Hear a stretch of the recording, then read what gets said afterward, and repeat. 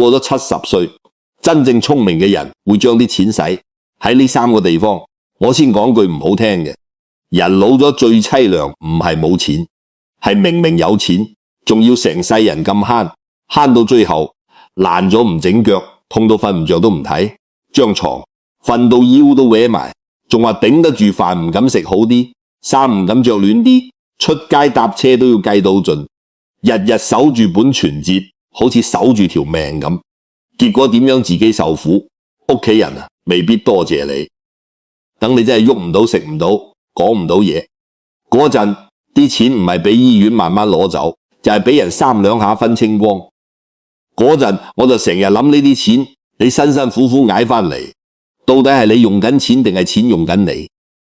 我見過太多呢啲人，唔係一個半個。後生嗰陣苦真係苦，窮得嚟又要養家，咩都捱過先至儲到一筆錢。人到晚年理應鬆一口氣，點知唔少人愈老愈驚，驚病驚窮，驚仔女靠唔住，驚自己一旦花咗，將來有咩事就冇底，所以隻手愈收愈緊，心亦愈收愈窄。表面睇係識打算，其實好多時唔係打算，係執念。錢本來係俾人擋風遮雨，唔係俾人日日供奉你。若然供奉得太耐，佢就唔再係工具，佢變咗你心入面嗰尊神人。去拜神係想求平安，你拜住啲錢，最後好多時換嚟嘅反而係唔平安。我後生嘅時候都唔明白呢個道理，嗰陣我都以為錢愈多愈穩，陣袋住唔花最實際。後嚟行得遠咗，見得人多咗，我先知晚年花錢唔在於好唔好，唔在於捨唔捨得，關鍵係你識唔識揀地方。揀啱地方1蚊都值，揀錯地方10萬8萬都係冤枉。人過70真係聰明嘅，唔會亂買一堆冇用嘅嘢，唔會為咗面子請客擺款，唔會見人哋投資咩就跟風真正要花嘅。來來去去其實就係幾個位，其中有3個地方我係愈老愈睇得透。呢3個地方肯花，後半世人會踏實好多；唔肯花，表面慳到骨子入面，其實係蝕到入肉。第一個地方我唔會兜圈，我會直接講，就係花喺自己身體上，唔係等病到重先至掟大錢，而係喺未倒下之前肯主動花，肯早少少花，肯為自己嘅身子骨買翻一口氣。好多老人家最誠意講一句，我都捱咗幾十年啦，呢啲少少痛唔算乜。我以前都係咁聽，亦都曾經咁諗，但人老咗之後，我先知細痛唔理，遲早變大痛；小病忍住，遲早變大病。後生捱得過嘅，老咗未必捱得過。你以為自己慳咗幾千蚊檢查費、治療費，實際上可能係為咗慳少錢，將來要用10倍、20倍去填翻個窿，仲要受罪。我識得一個老人家，成世人真係勤力，對自己亦真係刻薄。佢條腰早幾年已經痛起身慢，坐低又辛苦行路，成個人歪咗少少。人人都勸佢睇清楚，做下檢查，換張好啲嘅床褥，平時揾人做下治療，唔好成日以為忍得就等於冇事。佢話乜嘢？使乜啫？老人家梗係周身骨痛㗎啦，又話呢啲全部都係呃錢，結果拖咗2年，連落床都難。到最後唔止要睇，仲要長期食藥做治療，請人照顧嗰筆錢，遠遠多過當初願意花嘅幾倍。更慘係人受咗苦，脾氣差咗，瞓唔好，食唔香，屋企人同佢相處都辛苦。你話佢慳到未？表面係慳咗一時，實際係賠上咗往後幾年嘅生活質素。身體呢樣嘢，後生嗰陣你同佢講道理，佢未必聽。老咗就一定要認人嘅福報，有陣時就睇人在你仲食得、瞓得、行得、去得，你唔珍惜，福就漏。中醫有句意思我幾認同，人老先養已經慢咗半步，未老先顧先至叫明白。當然我唔係叫人亂信偏方，亦唔係要你見乜保健品都買。呢個位最緊要係清醒，唔係衝動。應該做嘅檢查要做，牙齒有問題要整眼毛要睇，聽力差都影響，日常要理，行得唔穩要處理，瞓覺質素差到日日冇精神要揾方法改善。屋企嗰啲危險位，該裝扶手就裝，浴室防滑，該做就做，鞋要着得穩，床要瞓得舒服，冷氣暖氣要調到身體受得住，唔好逞強。呢啲錢唔係享受，係保命，而係保你個人嘅尊嚴。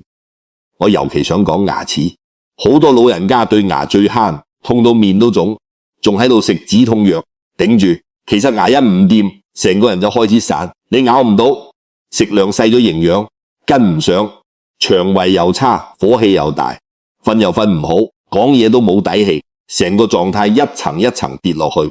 有人話老咗食少啲冇所謂，我唔認同老咗唔係唔需要食，係更加要識食，食到落肚先有力，牙口好，心情都好一半。你肯喺呢度花錢，唔係貪靚，係俾自己仲有胃口去過日子，仲有眼同耳。人老咗最怕唔係皺紋，係同個世界慢慢失聯。你睇唔清，行路會驚，你聽唔到人哋講咩，你都跟唔上，跟唔上，慢慢就唔想出聲，唔想出門，唔想見人。久而久之，人就收埋咗心，亦跟住暗。好多人以為老人家沉默係性格，其實唔少係因為聽唔清、睇唔明，索性唔參與呢啲錢。你花咗唔止買到方便，你係買返自己同外面世界嘅一條線，條線仲喺度，人就冇咁快老。我仲見過有人對自己個胃口同瞓眠都吝嗇，明明醫生叫佢要食好啲蛋白質，夠啲蔬菜新鮮啲，唔好成日淨係食隔夜嘢同鹹嘢，佢偏偏話浪費。明明嗰張舊床褥已經塌到瞓醒，個背硬晒，佢都唔肯換，話仲未爛。你聽落好似慳家，其實好多時係對自己冇慈悲。佛家成日講慈悲人，人人一聽就諗起對人好，其實先識對自己身心有基本照顧，嗰個人先做得到真正對人好。你日日病殃殃，火燒心，周身痛，自己都唔安樂，你好難真係對身邊人和顏悅色。你以為你慳咗，其實屋企人要陪你。仇人去到某個歲數，要認一件事，身體唔係可以用意志頂住所有嘢，你再硬淨都好，時辰一到器官都會老，筋骨都會鬆。呢個時候唔係要灰，係要識得順勢。老子嗰種意思，我一向幾從意，唔係要你死撐，係要你懂得順啊。水之所以長流，唔係因為佢硬，係因為佢懂得轉。晚年花錢照顧身體，就係一種順啊。順唔係認輸，順係知進退。你知自己邊度弱，就喺嗰度補；知自己邊度會跌，就喺嗰度墊。呢個叫醒唔叫輸。有人一聽到花喺身體上，即刻又怕話咁咪俾人呃。呢個擔心無可厚非，因為而家真係太多花巧，保健品一盒又一盒，話食完乜都補，實際上補唔補我唔知，荷包就一定薄。我意思從來唔係叫人亂買，而係叫人揀真需要嘅，揀經得起推敲嘅，揀對自己實際有幫助嘅，唔好為咗慳而唔花，亦唔好為咗怕死而亂花。最怕就係兩頭唔到岸，該花嘅唔花，唔該花嘅又俾人哄住。花人老咗錢要使得穩，要使得明白。你諗下，一個人仲行得、食得、瞓得、去得廁所，上到落到樓，呢份自由值唔值錢？我話太值。第二個地方，我認為要捨得花喺省力上，花喺可以令自己少受折騰、少求人、少惹氣嘅日常安排上。呢個講法有啲人一開始聽唔明，覺得省力有乜好花，自己做咪得咯。偏偏好多老人家就係死喺呢個自己做咪得咯。我年輕啲嘅時候都覺得凡事親力親為先叫踏實，後來見到太多人，先知晚年最貴嘅唔係件貨，係你條命同你份精神。你攞住2袋餸，為咗慳10幾蚊運費，樓下樓上搬到氣喘。你浴室地磚挖到要命，為咗慳幾百幾千唔整。你明明上落樓梯已經驚，仲死撐唔肯換個方便啲嘅住法。你明明煮飯煮到手震，仲要日日整3餸1湯俾自己，結果熱油一壇，燙一鑊，或者轉身唔穩仆一仆。呢啲事我見得太多，好多人晚年唔係窮死，係累死，唔係大病一下子帶走，係一個小意外，跟住一路差落去。省力唔等於懶，省力係識得保留元氣。你都70以後啦，仲要同後生嗰陣比拼乜嘢？後生有後生嘅壞法，老咗有老咗嘅過法錢。喺呢個時候最應該用嚟買翻啲方便，買翻啲安全，買翻啲唔使日日同自己死磕嘅空間。譬如話屋企裝幾個扶手廚房，用嗰啲順手嘅工具，床邊放好夜燈，浴室做防滑，門檻高低整一整，搬一搬家衫啊，留翻條闊路俾自己行。又或者唔好再死，守一間又舊又高又唔方便嘅屋，日日落，樓上樓似打仗，住得舒服，近街市、近診所、近車站，甚至近朋友，呢啲都係錢應該花嘅地方。因為你買唔係地點，係買一份唔使逞強嘅日子。仲有啲家務真係唔需要樣樣自己頂，請人幫手清潔一下，送飯服務用搭的士搭多2次，買重嘢叫人送上門，呢啲唔係奢侈，係計數。你表面睇多咗開支，實際係減少咗跌倒、受傷、勞損、發脾氣同人衝突嘅風險。人老咗一次仆親，可能3個月都起唔返；一次勞損，可能成年都冇力。你為咗慳幾百蚊，搞到要花幾萬蚊，仲要拖累人咁樣叫慳，咁樣係唔識計。我記得有個人平時好要強，乜都自己嚟，連桶水都要自己搬。人哋見到都勸佢唔好啦，你腳都唔穩佢，一面黑晒話人當佢廢。結果有一日真係喺浴室滑低，幸好有人發現得快，不然後果唔知點收科。出院之後，成個人心都虛咗。嗰時先肯聽，裝扶手、換防滑墊，買個穩陣啲嘅凳，坐住沖涼，又肯叫人幫手拎重嘢。佢同我講，早知咁幾千蚊一組，應該使唔使嚇自己一場？我話呢個唔止係錢嘅問題，係好多老人家心入面過唔到嗰關，總覺得一用外力就等於老，一求方便就等於輸。其實唔係真正嘅聰明，係知邊啲力唔值得再硬用。人到後半場要學識一樣本事，叫做留力。好多人唔明，以為留力係懶惰，其實唔係留力，係有分寸。你今朝為咗煮一餐飯，搞到腰直唔返，夜晚見朋友嘅精神都冇，第二日仲要痛到乜都做唔到。你以為自己勤快，實際上係耗損。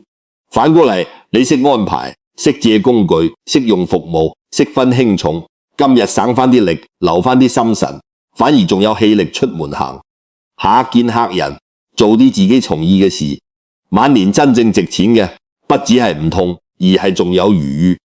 有人同我講過一句，我記到而家人老咗，最怕唔係做唔到事，係一日未開始。個人已經攰咗。呢句講得太啱，省力仲包括花錢買時間，買清靜，呢樣更重要。好多老人家把時間睇得唔值錢，覺得自己退休日日都得閒，所以可以排幾個鐘隊，慳10蚊8蚊，可以搭幾程轉車，只為咗平少少，可以4圍格，價格到個人火都嚟。表面好似精明，實際上用自己最稀少嘅嘢去換最唔值錢嘅嘢。人過70，真正貴嘅係咩？唔係存折嗰串數字，係你仲有幾多個朝早醒來覺得天氣幾好，仲有幾多個黃昏可以慢慢食餐飯，仲有幾多次出門見到熟人，仲有精神打招呼。時間先係最貴，你肯花少少錢買翻，唔使折騰買翻，心情平穩。其實係讚我自己而家睇嘢好簡單，一日裏面凡係令我太勞氣、太傷神、太容易出事嘅，我都會問自己一句，值唔值？如果唔值，而錢又解決得到，我會使唔係因為我闊綽，係因為我知氣血有限。老一輩最叻就係忍辛苦、忍委屈，忍到最後連自己真正需要乜都唔敢認。可有時人生走到後面，最應該學唔係再忍多啲，係學識放過自己省力，某程度就係放過自己。第3個地方最容易俾人忽略，但我覺得反而最見一個人晚年有冇智慧，就係花喺心安上。呢個心安唔係去買安慰，唔係走去拜一堆東西求神保佑就算，亦唔係大魚大肉、豪華旅行咁簡單。心安係你知道自己之後嘅日子點行，知道有啲事安排好，知道有啲牽掛，唔使帶住瞓，知道萬一有事唔會一地雞毛。呢筆錢花得最靜，但最值。我點解咁講？因為我見過太多老人家表面過得唔差，心入面其實日日都亂，唔係擔心仔女爭產，就係擔心自己病咗冇人理，唔係驚屋企啲嘢冇人知，擺邊就係驚有朝一日起唔到身，連戶口藥單、證件、保險存摺、鎖匙、聯絡人都冇人知。你話佢有冇錢？有啲仲唔少，但個人一樣唔安樂。點解？因為錢只係資源，冇安排，資源就變成煩惱。所以我一直覺得晚年有一筆錢一定要花喺整理自己後半段人生上。包括咩？包括你住得唔安心就整到安心，你怕有事冇人知就把重要資料整理好，你怕臨時入院冇人接手就早啲交代清楚，你有啲法律、醫療、財務安排唔明就揾可靠嘅專業人士問清楚，你同家人有啲長年積落嘅誤會，若然有機會解就揾個合適時間講開，你心入面有啲掛住，有啲愧疚，有啲放唔低，就唔好再拖呢啲嘢。有陣時要花錢，有陣時要花心力，但到頭來都係為咗一樣，俾自己夜晚瞓得着。好多人唔捨得喺呢度花，因為覺得睇唔到實物，唔似買床、買藥、買設備咁有型。可我話你知，最重嘅行李從來唔係一個殼係心事，你帶住心事走落去，日日都沉。你睇好多老人家一講到將來就忌諱就避，其實避得一時避唔過一世生老病死，唔係講唔講都會嚟。與其到時手忙腳亂，唔如而家清醒嘅時候慢慢理順。呢種理順本身就係一種修行。我識得有個老人家，成世人都係遲啲先算，嗰類啲單據亂放，醫療資料冇整理，銀行嘢亦冇交代，屋企人只知道佢有啲存款，唔知有幾多喺邊點處理。佢平時仲成日話唔使講咁多，講呢啲唔吉利。後來一病得急，屋企人真係亂成一團，邊個醫生跟開唔知食緊咩藥，唔完整啲重要文件喺嗰邊揾唔到，臨時臨急個個都煩，佢自己躺喺度都唔安。等到事情過咗，屋企人執翻成堆嘢出嚟，一邊執一邊埋怨，仲生咗好多嫌隙。我當時心諗，如果佢早2年肯花少少心機、少少錢，揾人幫手整理，揾個可信嘅人講清楚，其實好多苦都可以唔使受心安。仲有一層係花喺關係上。不過呢度我要講清楚，唔係叫你用錢去討好任何人，更加唔係晚年仲要充大頭鬼，乜都買俾人，希望換翻孝順。呢個心態我見過太多，十居其九會失望。你越係想用錢綁住人，人哋越係把你啲錢睇成理所當然，到頭嚟錢冇咗，感情都未必真啊！真正要花喺關係上嘅錢，唔係表面風光，係一啲實實在在令相處舒服啲，令彼此少啲怨氣嘅安排。譬如你唔好逼自己日日煮大餐，等仔女返，搞到自己攰到死，再埋怨人哋唔準時，不如偶爾出去食，或者叫外賣，輕輕鬆鬆坐埋一齊講幾句人話。你同老友記見面唔使餐餐爭住埋單，大家舒服最緊要。你有能力就喺真正值得珍惜嘅相聚上花少少，買翻一份暖，唔好把錢花喺面子，面子最虛，把錢花喺可以留下回憶嘅時刻，嗰啲先真。我年紀愈大，愈覺得人同人之間最後記得嘅唔係你送過幾貴嘅嘢，而係嗰陣你有冇喺度。你請佢食一餐平平地嘅飯，佢未必記得餐牌，但佢會記得嗰日你肯聽佢講，冇催佢，冇嫌佢長氣，眼神仲係暖嘅。晚年花錢喺關係上，應該係幫自己創造啲呢種時刻，而唔係用錢去買地位、買話事權。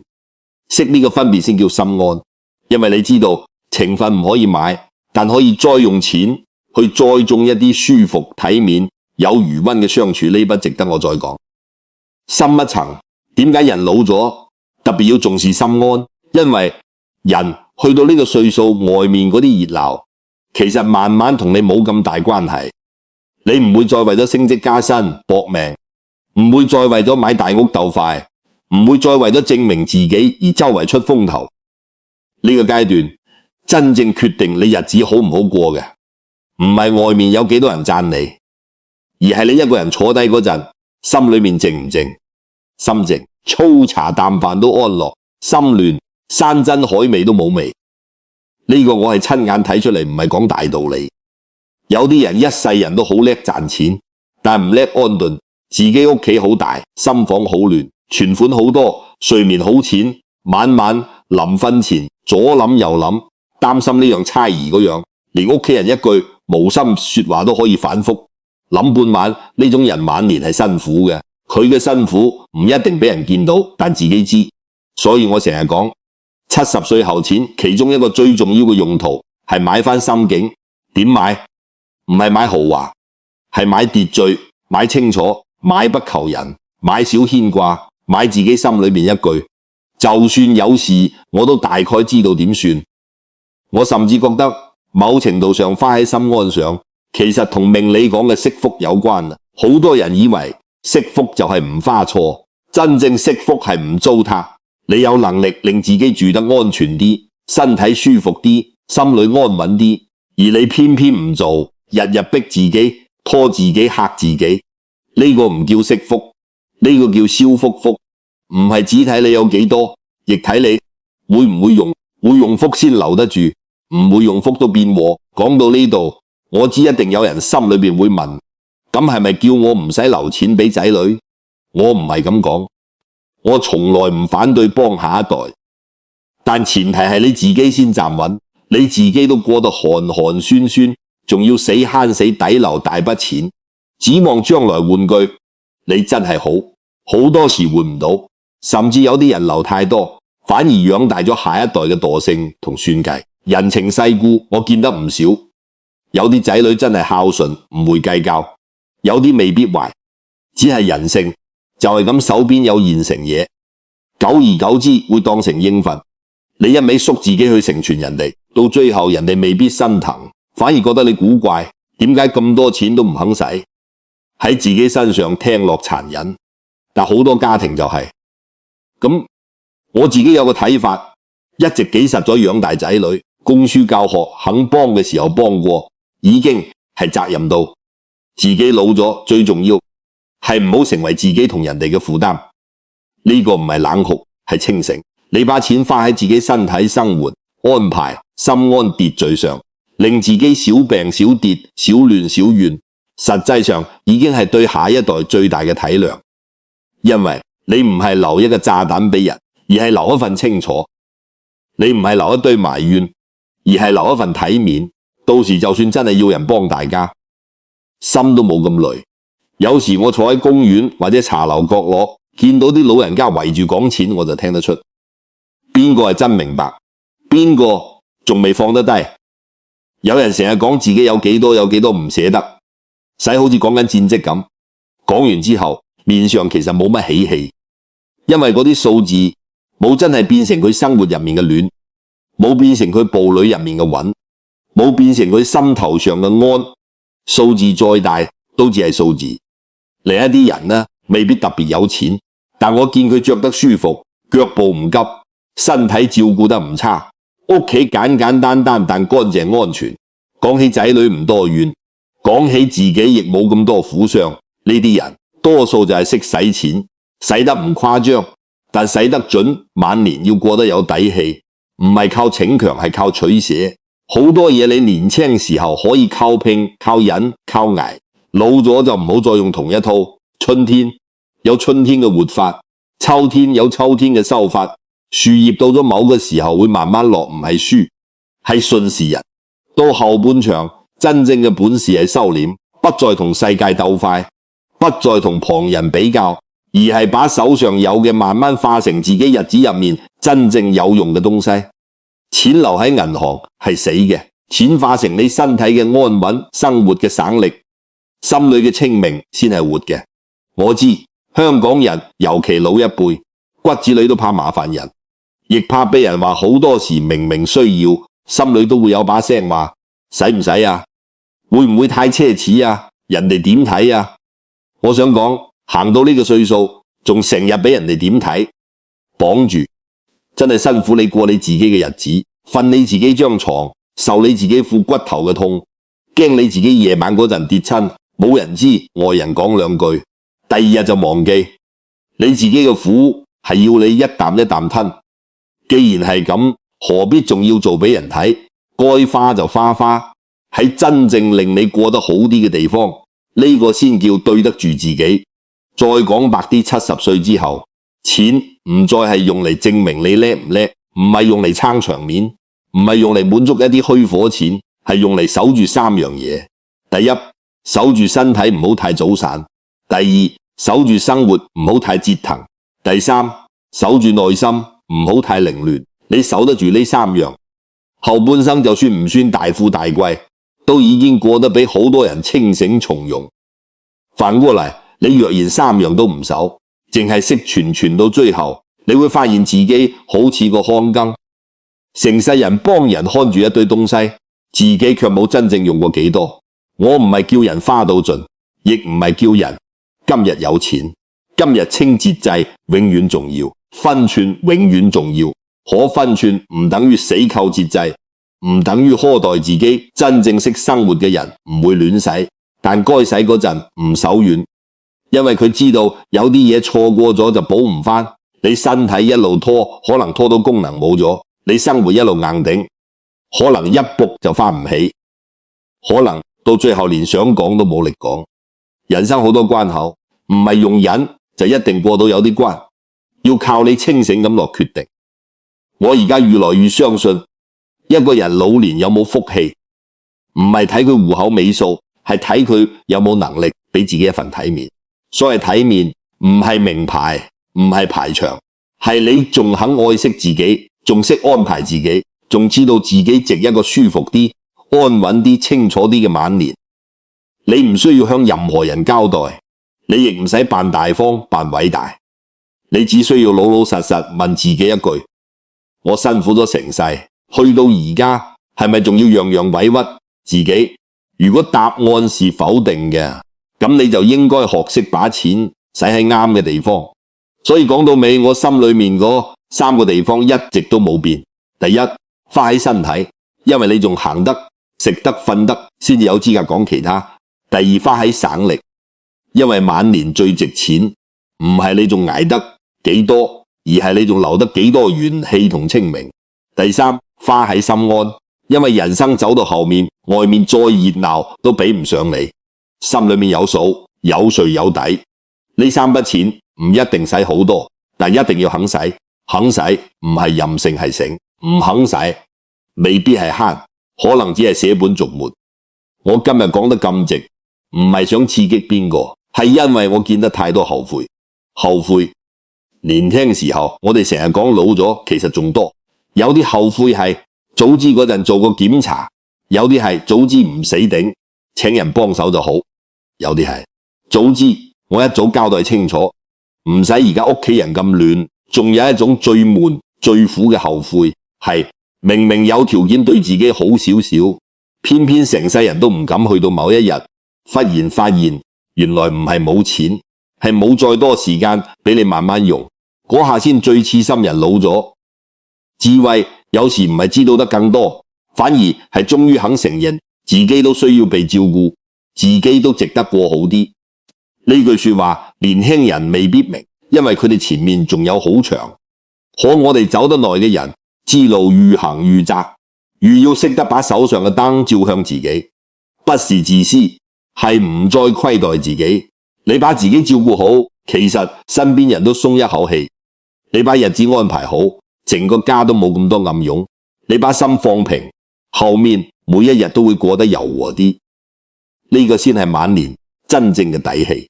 講到呢度，我想留一句俾你慢慢諗。錢留喺抽屜入面只係數字，花喺啱處先會變成福。你若然聽明我今日呢番話，喺評論區留低4個字：善待自己。你想講得再深一層，了8個字都得，雞花照花，木在形蟲啦。